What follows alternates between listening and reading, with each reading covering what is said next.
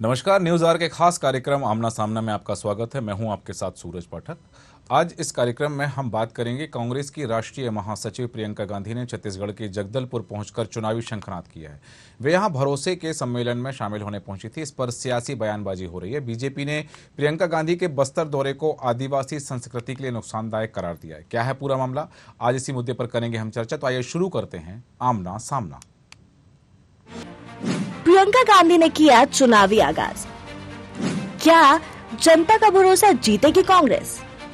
प्रियंका गांधी ने की मां दंगेश्वरी के मंदिर में पूजा।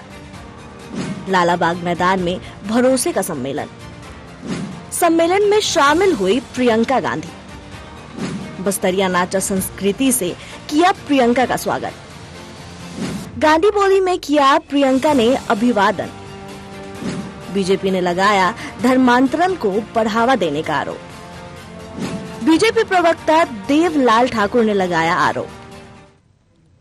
छत्तीसगढ़ में मौसम के साथ विधानसभा चुनाव की गर्माहट भी महसूस की जाने लगी है। बीजेपी में जहां केंद्रीय स्तर पर चुनावी रणनीति को लेकर मंथन किया जा रहा है, वहीं कांग्रेस में सीएम भूपेश बघेल के नेतृत्व में पार्टी विधानसभा चुनाव की रणनीति पर काम कर रही है। इस बीच कांग्रेस की राष्ट्रीय महासचिव प्रियंका गांधी ने छत्तीसगढ़ के जगदलपुर पहुंचकर चुनावी शंखनाद किया है। वे यहां भरोसे के सम्मेलन में शामिल होने पहुंची थीं। इस पर सियासी बयानबाजी हो रही है। सम्मेलन के दौरान प्रियंका गांधी ने कहा कि जब भी मुख्यमंत्री भूपेश बघेल मिलने के लिए दिल्ली आते हैं, कभी नकारात्मक बातें नहीं करते, हमेशा नई और कल्याणकारी योजनाओं के बारे में बताते हैं। प्रियंका गांधी ने कहा कि वह बहुत से नेताओं से मिलती हैं, लेकिन लोगों के लिए कुछ बेहतर करने का निश्चय बघेल जी में देखती हूं, उतना किसी और में नहीं दिखता है। प्रियंका गांधी ने राज्य की पूर्ववर्ती रमन सिंह सरकार पर निशाना साधते हुए कहा कि बीजेपी ने आप लोगों को आत्मनिर्भर नहीं बनाने का काम किया है। उन्होंने कहा कि आपने बीजेपी पर भरोसा किया था, लेकिन वह भरोसा उन्होंने नहीं रखा। उनके कार्यकाल में खूब भ्रष्टाचार हुए, आपकी जमीन छीनी गई, आपको हथकड़ी लगाई गई, आपका आत्मविश्वास हर तरह से भाजपा की सरकार ने तोड़ा है। वहीं बीजेपी ने प्रियंका गांधी के बस्तर दौरे को आदिवासी संस्कृति के लिए नुकसानदायक करार दिया है। बीजेपी प्रवक्ता देवलाल ठाकुर ने कहा कि प्रियंका गांधी से बस्तर में धर्मांतरण को बढ़ावा मिलेगा, आदिवासी संस्कृति संकट में आएगी। देवलाल ठाकुर ने कहा कि मौजूदा सरकार आदिवासियों के परंपरा और संस्कृति को समाप्त करने पर तुली हुई है।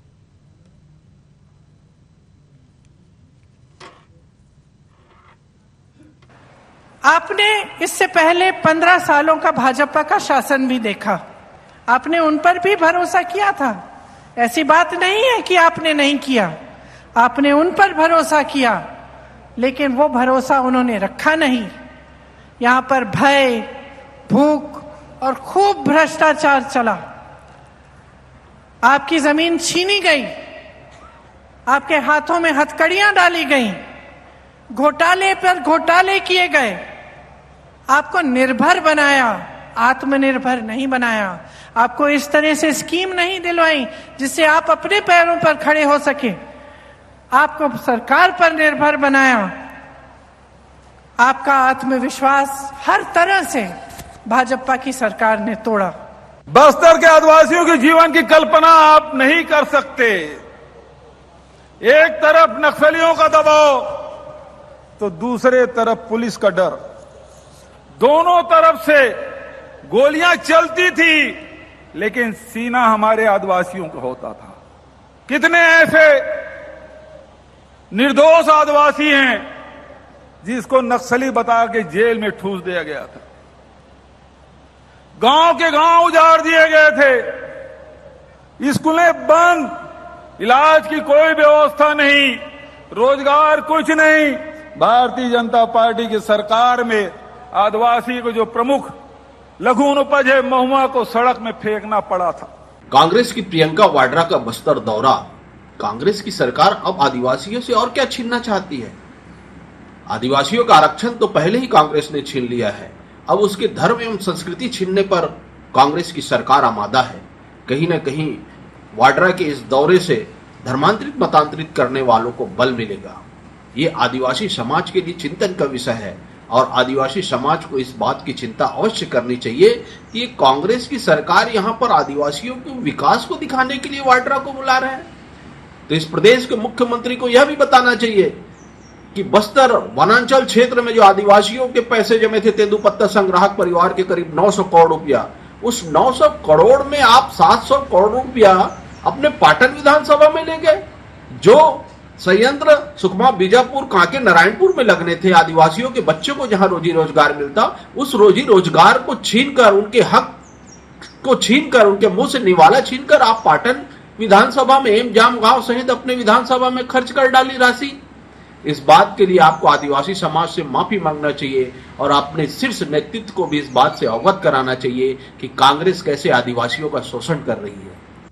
कांग्रेस के राष्ट्रीय महासचिव प्रियंका के इस दौरे को लेकर के सियासत में अनेक तरह की अटकलों का बाजार गर्म हो चुका है।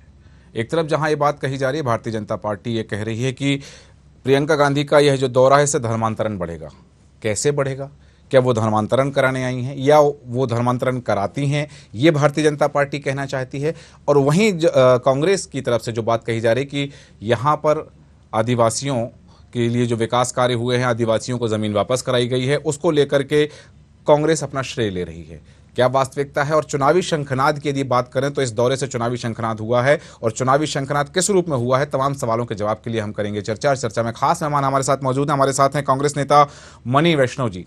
मणि वैष्णव जी, आपका बहुत स्वागत है न्यूज़ आवर में। साथ ही हमारे साथ हैं कृष्णकांत चंद्रा जी, भारतीय जनता पार्टी के नेता हैं। कृष्णकांत जी, आपका भी बहुत स्वागत करता हूं।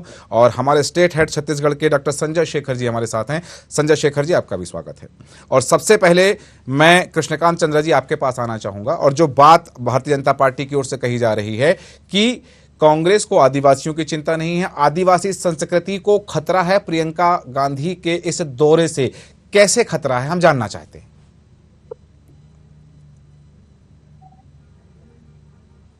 कि बस्तर में को दिखाने के लिए जी भूपेश बघेल ने कार्यक्रम बनाया। आज को कार्यक्रम नहीं है, ये प्रियंका गांधी जी जो कांग्रेस की शहजादी है तो खुश करने का कार्यक्रम है। अच्छा, उनको महिमा मंडित करने का कार्यक्रम है।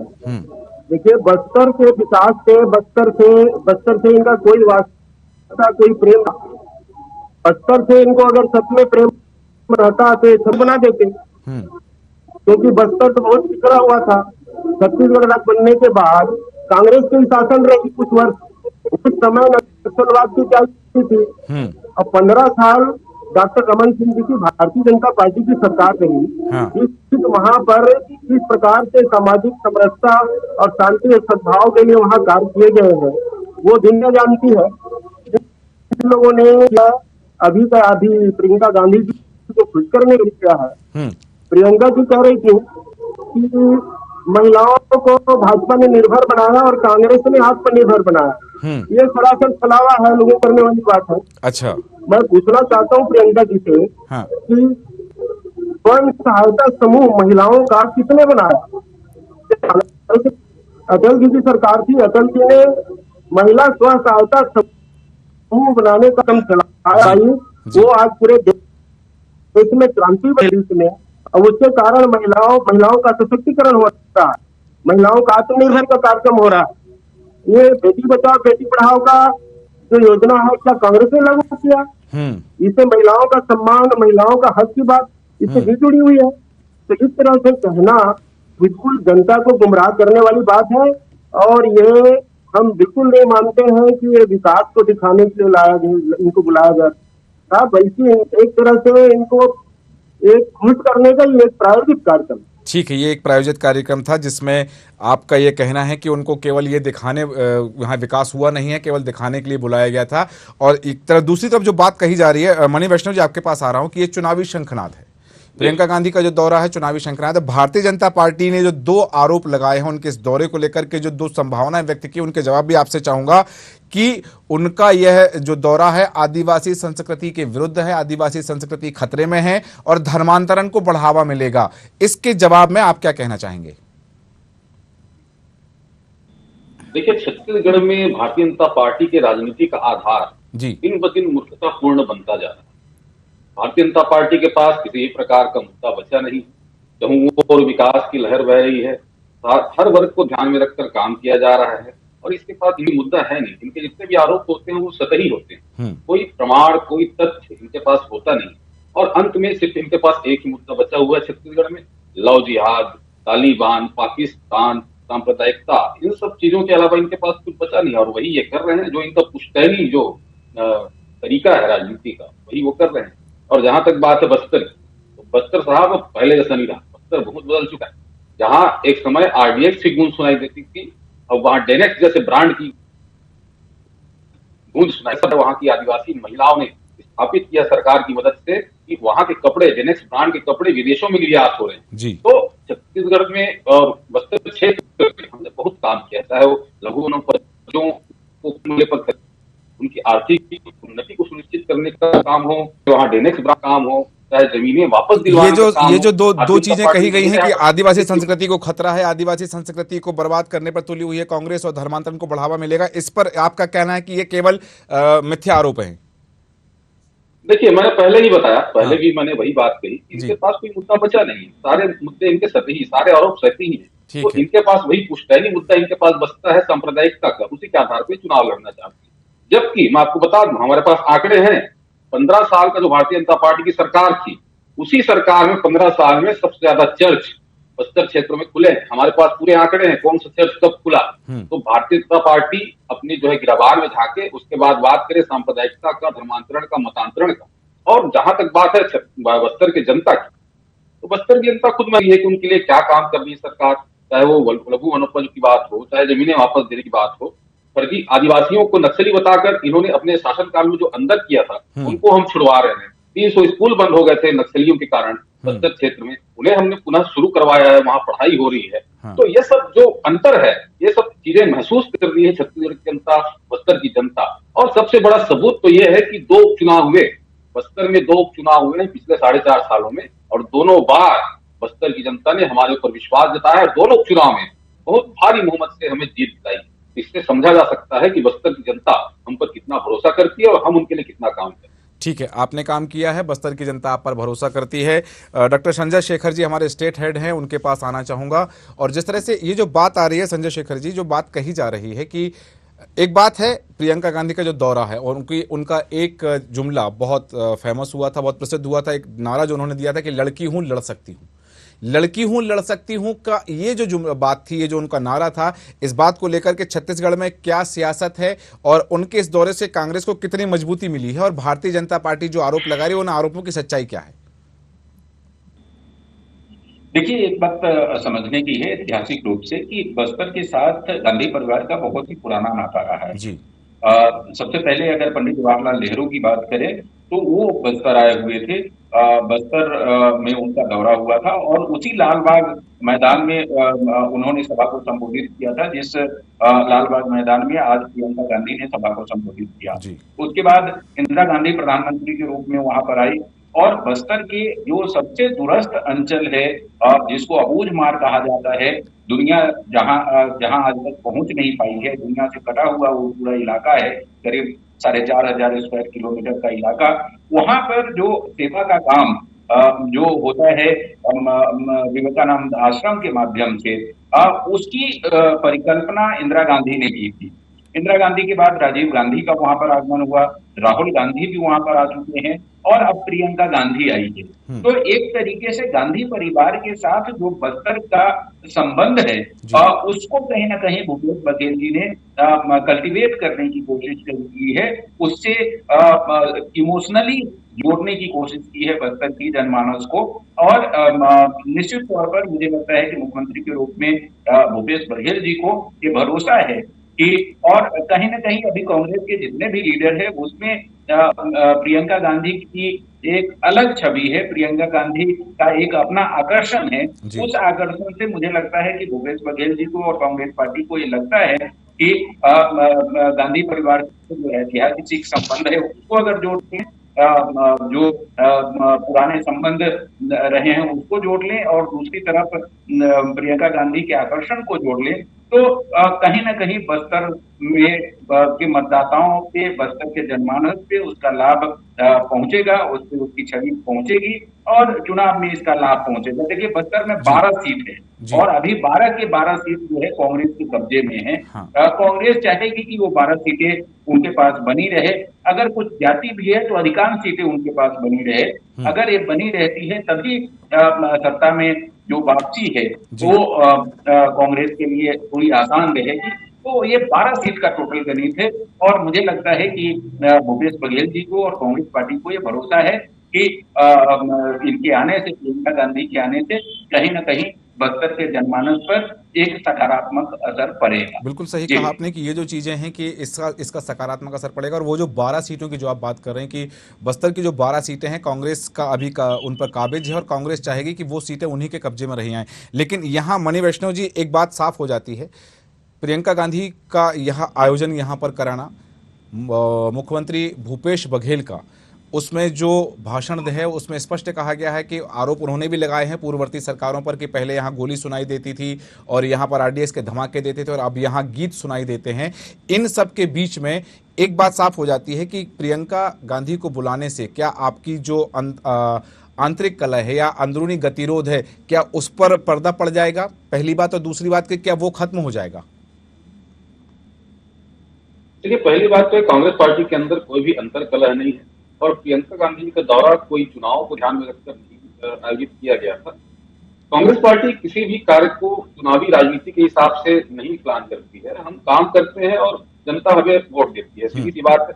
जनता के लिए हम काम करना चाहते हैं और पिछले 4.5 सालों में हमने जनता के लिए काम किया। इसी कारण जितने भी उपचुनाव हुए आप देखिएगा 2019 के बाद से, उन सारे उपचुनावों में हमने बिल्कुल क्लीन स्वीप मिला है छत्तीसगढ़ की जनता की तरफ से।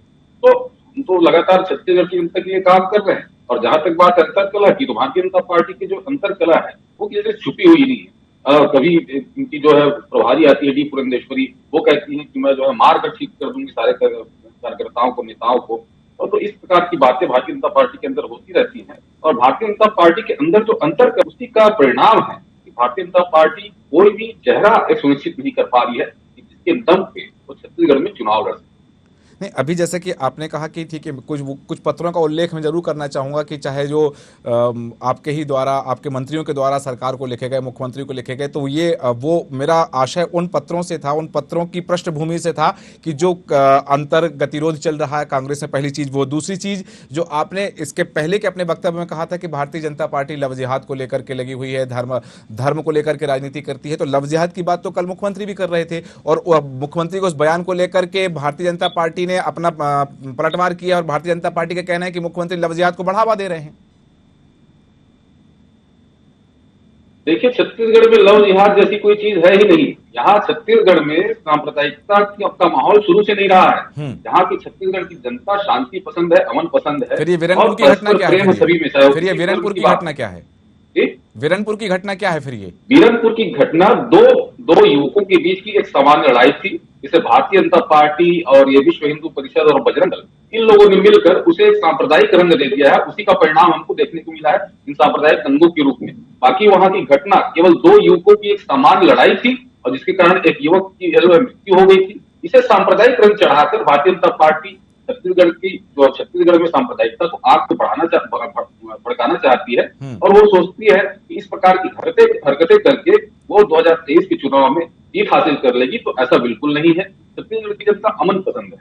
यहाँ की छत्तीसगढ़ की जनता इन सब चीजों को पसंद नहीं करती। ठीक है, भारतीय जनता पार्टी का जो आरोप है उसे आप निराधार बता रहे हैं और ये कह रहे हैं कि भारतीय जनता पार्टी जो है वो सांप्रदायिकता को बढ़ावा दे रही है और इस तरह की घटनाओं को तूल देकर के, हवा देकर के वो चुनाव में इसका लाभ लेना चाहती है। डॉक्टर संजय शेखर जी, यहाँ एक सवाल ये जरूर पैदा होता है कि जब हम बात करते हैं कि चुनाव बिल्कुल निकट हैं और चुनाव के मुहाने पर छत्तीसगढ़ है, और ऐसी स्थिति में पहली चीज तो कि जैसा कि अभी मणि वैष्णव जी ने कहा कि ये चुनावी दौरा नहीं था। यदि चुनावी दौरा नहीं था तो ये सारे आरोप प्रत्यारोप, फिर ये दौरा केवल किस लिए था, इसका उद्देश्य क्या हो सकता है? ये चुनावी दौरा नहीं था, पहली चीज। दूसरी चीज कि ये जो बातें आ रही हैं कांग्रेस की ओर से कि भारतीय जनता पार्टी सांप्रदायिकता को हवा दे रही है, इसका चुनाव में भारतीय जनता पार्टी को कितना फायदा होने वाला है, कांग्रेस को कितना फायदा होने वाला है, या किसी को इसका खामियाजा भी भुगतना पड़ सकता है?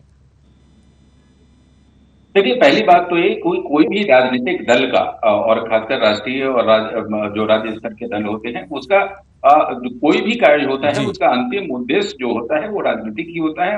अंतिम उद्देश्य सत्ता में रहना, सत्ता में काबिज होना या सत्ता में लौटना ही होता है। तो मणि वैष्णव जी कह रहे हैं, उनका अपना धर्म है, वो कह रहे हैं, लेकिन अंतिम उद्देश्य वही है और यही वजह है कि वहां बड़ी संख्या में पूरे बस्तर संभाग से लोगों को बुलाया गया था।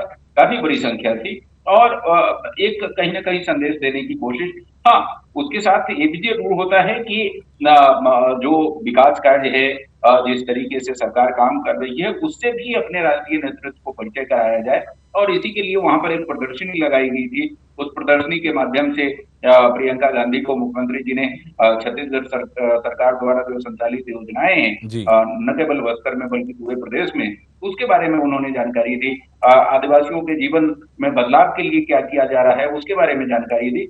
तो वो सब अपनी जगह है, लेकिन अंतिम उद्देश्य जो है किसी भी राजनीतिक दल का जो है वो सत्ता में पहुंचना ही होता है, और इसका भी उद्देश्य मेरी नजर में यही है। और एक तरीके से मेरी नजर में कहा जाए तो ये बस्तर से चुनाव का आगाज भी है।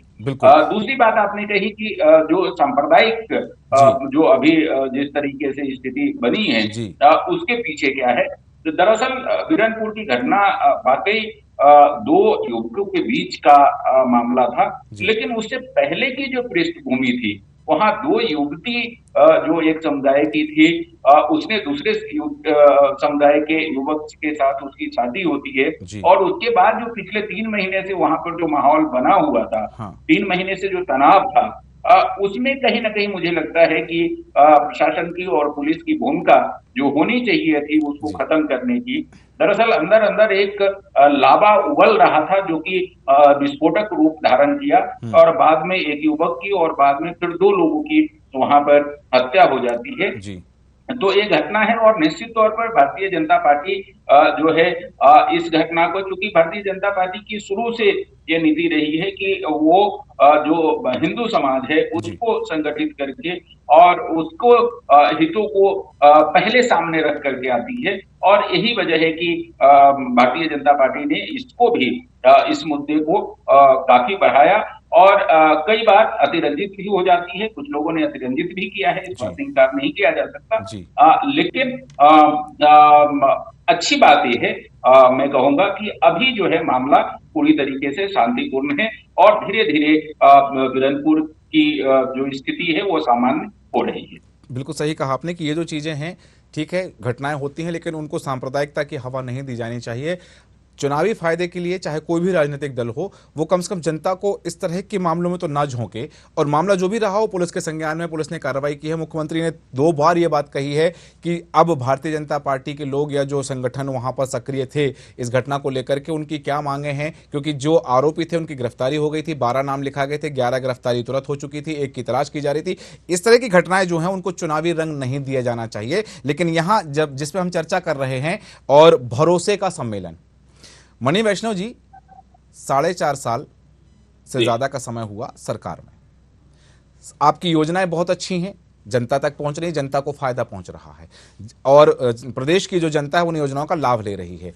फिर भरोसा जताने की, भरोसा हासिल करने की, या भरोसे पर बने रहने की आवश्यकता क्यों आन पड़ी है कि भरोसे का सम्मेलन करना पड़ रहा है? देखिए, हमें भरोसा जताने की कोई आवश्यकता नहीं है। हमने जितने काम किए हैं वो काम इतने काफी हैं कि हमारे बीच जो भरोसे की डोर है, छत्तीसगढ़ की जनता के बीच, आदिवासियों और हमारे बीच, वो भरोसे की डोर इतनी मजबूत है कि उसे कोई भी तोड़ नहीं सकता। तो हमें भरोसा जताने की जरूरत नहीं है। हमने चहुंओर विकास के काम किए हैं, चाहे हम लघु वनोपजों की खरीदी करके आदिवासी क्षेत्रों में आर्थिक उन्नति की बात करें, चाहे आदिवासियों को जो फर्जी रूप से नक्सली बताकर अंदर कर दिए गए थे उनको बाहर निकालने की बात हो, चाहे जमीन वापस दिलाने की बात हो, चाहे पट्टा दिलाने की बात हो, और तो हर क्षेत्र में हमने काम किया है, और वहां के आदिवासियों को आर्थिक रूप से ये सुनिश्चित किया है कि आर्थिक रूप से वो मजबूत हो, ताकि बस्तर पहले जैसा न रहे, बस्तर आर्थिक अपनी उन्नति के कारण पहचाना जाए। वहां के डेनिस ब्रांड और इस प्रकार की बहुत सारी चीजें जो वहां बनती है, उन सारी चीजों को पूरे देश में, विदेशों में पहचान मिले। तो छत्तीसगढ़ में भारतीय भूपेश बघेल जी की सरकार ने वहां के संसाधनों को, वहां के मानव संसाधन को पहचाना है, और उससे जो है सदुपयोग करने का प्रयास किया है, और इसके कारण बस्तर में एक अलग प्रकार की प्रगति की लहर जो हमें दिखाई दे रही है, और छत्तीसगढ़ में भूपेश बघेल की सरकार, बस्तर में भूपेश बघेल की सरकार विकास, विश्वास और सुरक्षा के आधार पर आगे बढ़। ठीक है, बहुत अच्छी बात कही आपने कि बस्तर में विकास हो रहा है, छत्तीसगढ़ की जनता का भरोसा है, सरकार से भरोसे की डोर बंधी हुई है जनता और सत्ता के बीच में। इन सब के बीच में एक मुख्य बात जो है, छत्तीसगढ़ से पलायन क्यों नहीं रुक पा रहे? यदि इतना ही विकास हो रहा है, सारी चीजें हैं, रोजगार के अवसर मुहैया हो रहे हैं और उनको कोई परेशानी नहीं है, विकास लगातार हो रहा है, तो छत्तीसगढ़ से पलायन क्यों नहीं रोक पा रही आपकी सरकार? देखिए, सबसे पहले बता दूं कि पलायन की स्थिति जो पहले थी वो काफी कम हो चुकी है और CMI के आंकड़े हैं, centre for monitoring Indian economy के आंकड़े हैं कि छत्तीसगढ़ में बेरोजगारी दर 0 से भी नीचे जा चुका है, 0 से भी नीचे। तो ये स्थिति है यहाँ पे बेरोजगारी दर की, और यहाँ पलायन पहले जैसा नहीं रहा है। भारतीय जनता पार्टी की सरकार में पूरे गांव के गांव खाली हो जाया करते थे, लेकिन अब वैसी स्थिति नहीं है। यहाँ कृषि की ओर लोग वापस आए। पहले कृषि उतना फायदेमंद नहीं था सौदा, लेकिन अब भूपेश बघेल की सरकार आने के बाद कर्ज माफी हुई है और जो है 2600 से ऊपर हम समर्थन मूल्य दे रहे हैं कृषि के लिए। तो इन सब कारणों से पलायन में काफी कमी आई है, क्योंकि लोगों को लगने लगा है कि कृषि करना भी फायदेमंद हो सकता है। तो लोग बाहर जाकर कमाने अब खुद अपने खेतों में, अपने गाँव में काम करना पसंद कर रहे हैं। महिला स्वयंसहायता समूह की जो महिलाएं हैं वो खुद जो है अपनी महिला स्वयंसहायता समूह में काम कर रही है, बाहर नहीं जा रही है। इस प्रकार के बदलाव छत्तीसगढ़ में आया है। पलायन जैसी स्थिति पहले जैसी बिल्कुल भी नहीं। ठीक कहा आपने कि ये पलायन की स्थिति पहले जैसी नहीं है, लेकिन पलायन पूरी तरह से रुका भी नहीं है, कम हुआ है, इस बात को स्वीकार करते हैं, लेकिन कि अभी भी रोजगार की तलाश में छत्तीसगढ़ के युवा दूसरे राज्यों में जा रहे हैं। और जो आपने कहा कि खेती फायदेमंद हो सकती है, सरकार ने ये नीतियां हैं सरकार की जो है, चाहे आप तोलाई की बात करें या फिर बात करें MSP की बात करें, तो कहीं ना कहीं इस बात को लेकर के कमी जरूर आई है, लेकिन अभी भी छत्तीसगढ़ के युवा रोजगार की तलाश में दूसरे राज्यों में जा रहे हैं। डॉक्टर संजय शेखर जी, यहाँ एक सवाल है जहां से हमने बात शुरू की थी। सीधा सीधा आरोप लगाया है धर्मांतरण को। हालांकि मणि वैष्णव जी ने कह दिया है कि भारतीय जनता पार्टी के कार्यकाल में ज्यादा चर्च बने हैं, लेकिन अभी भी प्रियंका गांधी के इस दौरे को लेकर के जो बात कही गई कि धर्मांतरण को बढ़ावा मिलेगा, कांग्रेस पर यह आरोप पहले भी लगते रहे, दूसरे राज्यों में भी ये बातें सामने आई हैं, और अब छत्तीसगढ़ में भी इस तरह की बात सामने आ रही है कि कांग्रेस की सरकार है, कांग्रेस की सरकार के चलते धर्मांतरण किए जा रहे हैं, कांग्रेस की सरकार के चलते प्रियंका गांधी वहां आ रही हैं, प्रियंका गांधी के ये आयोजन किया जा रहा है, भरोसे का सम्मेलन किया जा रहा है, इसके बाद में धर्मांतरण को बढ़ावा मिलेगा। तो धर्मांतरण को लेकर के राज्य की नीति क्या है, पहली चीज। दूसरी चीज कि ये जो आरोप है ये कितना सटीक है, या जैसा कि उन्होंने कहा, हालांकि मणि वैष्णव जी ने इस आरोप को नकारते हुए जरूर कहा है कि ये सतही बातें, इसमें वास्तविकता कुछ नहीं है, लेकिन कहते हैं कि आग होती है तो ही धुआं होता है। देखिए, मेरा मानना है और मैं देख रहा हूं बहुत सूक्ष्मता से, राज्य सरकार यहाँ पर धर्मांतरण को प्रश्रय दे रही हो, इस तरह की स्थिति तो मुझे कम से कम एक पत्रकार के रूप में कहीं दिखाई नहीं पड़ती है। हाँ, कुछ जगह ऐसी घटनाएं, खासकर बस्तर और सरगुजा के जो आदिवासी अंचल है, वहां पर जो विदेशी ताकतें हैं वो वहां पर आकर के काम करती है, और कुछ इस तरह की स्थितियां बनी हैं जिसमें पिछले दिनों आपने देखा कि नारायणपुर में 2 गुटों में काफी संघर्ष हुआ, और उसका आदिवासी समाज भी बहुत व्यापक पैमाने पर विरोध कर रहा है। लेकिन भारतीय जनता पार्टी क्या है कि सोनिया गांधी जी को और उनके परिवार को ईसाई के साथ जोड़ने की कोशिश करती है, और उनके छवि के साथ ये प्रयास करती है कि इस तरीके से प्रचारित किया जाए कि इनके आने से ईसाई मिशनरी जो है वो मजबूत होती है और धर्मांतरण को बढ़ावा मिलता है। लेकिन दूसरी तरफ आप देखेंगे तो भूपेश बघेल जी ने अपने आप को जो हिंदुत्ववादी छवि है उसको भी गढ़ने का प्रयास किया है। चाहे कौशल्या मंदिर का निर्माण हो, उसका वर्षों से पड़ा हुआ था, उसका पुनर्निर्माण उन्होंने कराया। बाकी अन्य जो हिंदू धर्म के तमाम कार्यक्रम है और जो संस्कृति है उसमें बहुत ही बढ़ चढ़ के हिस्सा लेते हैं, और कहीं भी ईसाई धर्म को बहुत ज्यादा तरीके से धर्मांतरण को कहीं अपरोक्ष रूप से भी उन्होंने सहयोग किया हो, इस तरह की कोई स्थिति यहाँ तो दिखाई नहीं पड़ती है। बिल्कुल सही कहा आपने कि ये स्थिति साफ तो नहीं है, लेकिन भारतीय जनता पार्टी अब चूंकि जैसा कि मणि वैष्णव जी ने भी कहा कि भारतीय जनता पार्टी को कुछ तो कहना है, तो उन्होंने ये जो आरोप लगाए हैं, हालांकि इन आरोपों की वास्तविकता से क्या संबंध है और ये इन आरोपों की सत्यता को लेकर भारतीय जनता पार्टी क्या कहना चाहती है। हालांकि कृष्णकांत चंद्रा जी हमारे साथ थे, जो अब नहीं है अभी हमारे बीच में, और उनका कनेक्शन हमसे नहीं जुड़ पा रहा है लंबे समय से, इसलिए इनका जवाब हम उनसे जरूर लेते। और भी बहुत सारी चर्चा है, बिंदु है जिन पर चर्चा हो सकती है, किंतु समय हमें अनुमति नहीं देता है, चर्चा को विराम देंगे। मणि वैष्णव जी, डॉक्टर चंद्रशेखर जी, बहुत बहुत धन्यवाद। हमारे साथ जुड़े हुए थे हमारे state head doctor Sanjay Shekhar ji, और उनका भी जो कहना है कि ये जो आरोप हैं, ये इस तरह के जो आरोप हैं, ये भारतीय जनता पार्टी चूंकि विपक्ष में, विपक्ष की भूमिका में है, तो अपनी भूमिका का निर्वहन करते हुए आरोप लगा रही है। लेकिन आज जिस तरह से देखा कि छत्तीसगढ़ सरकार ने प्रियंका गांधी का जो आयोजन यहाँ हुआ है, भरोसे के सम्मेलन का जो आयोजन हुआ है, यहाँ पर बस्तर की जनता के साथ अपना एक जुड़ाव और बस्तर की जनता में भरोसे को कायम रखने के लिए जो पहल की है, ये देखना होगा कि चुनाव में ये कितनी कारगर साबित होती है। हमारे खास कार्यक्रम आमना सामना में इतना ही। बन रहे न्यूज आवर के साथ, नमस्कार।